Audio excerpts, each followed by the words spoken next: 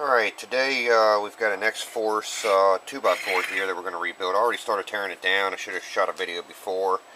But basically we're going to rebuild this and redo it. Two pieces of heat sink. We're going to make that into one big piece of heat sink. This is, I don't know if the two pill was put on after the fact. You can kind of see where somebody soldered another board onto here. So we're going to tear this all down, redo it. It's got one burned up transistor in it that I see, which is right here. You can tell by the black resistor next to it. And then on top of it, somebody's got flame-proof resistors here. I don't like to use those. A bunch of flame-proof here. So we're going to do a little work, and we'll be back and show you this thing in action. Alright, I wanted to show a couple things on this, which is kind of ridiculous if you ask me. One of the things is, I don't know how well you can tell them screws in the video, but they're wood screws to hold the pills down. Not even sheet metal screws, they are wood screws. They're not meant to be holding, you know, metal to metal, basically pill to aluminum heatsink. Because what happens is the aluminum, you know, when it gets heated up, it expands, and these screws don't have enough groove in them to really hold the pill down. So one of the things I found when I was pulling this apart was these screws were loose on the two pill section. I mean, all loose, and that would be a indication of why somebody would blow up some pills. Also, I don't know how well y'all can tell. Let me zoom out here a little bit. But way too much solder. So on these pill strips, that's telling me that this amp's had many a pill put in it in its day. Whatever tech did this, they should actually remove some of the solder before they installed any new pills. But people just keep putting solder on top of solder on top of solder. I mean, there's globs of it.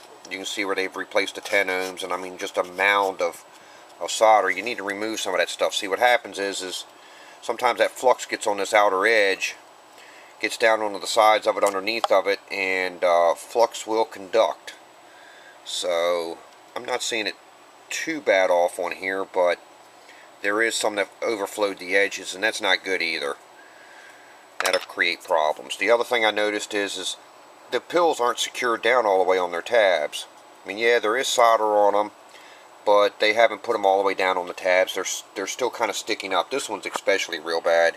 It's really sticking up in the air some. So, and if the box got real hot, it could actually unsolder itself. These are just a couple of the things that I'm seeing right now. And of course, all these pills, these screws holding the pills down, are different. So, not sure what we have there. Hopefully, they're machined, but it's hard to say at this point. We're going to get this thing redone, and we'll be back. Alright, here we are back to the XForce 2x4. Rebuilt, ready to go, brand new board, new heat sink in here. Just, you know, reuse some of his stuff, not everything. You know, relay still his, of course the case, the power supply. Just put a new board in it, new transformers, new caps, one new pill. We had one blown. Pretty much tried to utilize as much as I can for him to drop the price on it, but this is what we got. So it's a 2x4. Now, to give you a heads up of what we're doing up here, still like always, the stock 29. We got this one is forward power in the dummy load, 1000 watt slug, reflect, and then this is going to show our peak. I've switched my meters up, I know, a little bit in the videos, but this is going to be our peak. It's about the only meter I have in here that has the peak in it, so unless I'm on my radio bench. But this is what we got. Let's turn the mic gain back some. Now we ain't got enough dead key. There we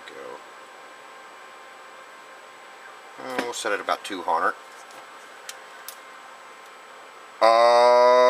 Yeah,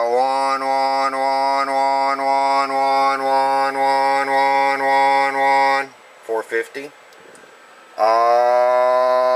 Yeah, 1, 1. even thousand. Reflect. Hello, hello, hello, hello, hello. 1, 1, 1, 1, 1. Hardly any reflect. Now I do know my meter here probably needs some new batteries. It's been a while since I've replaced them, so it's possibly doing a little bit more, but we do got to remember that I am on a stock radio, and we're not putting out a whole lot. And as you see, my gain don't make much difference, but I did make the mistake of leaving the meter on overnight, and that usually will kill the batteries in these things. But here we go. All I got to do is put the fan lid on it, and that's pretty much just plug and play here. And turned out really good. Hope y'all enjoy the videos. Y'all have a great day.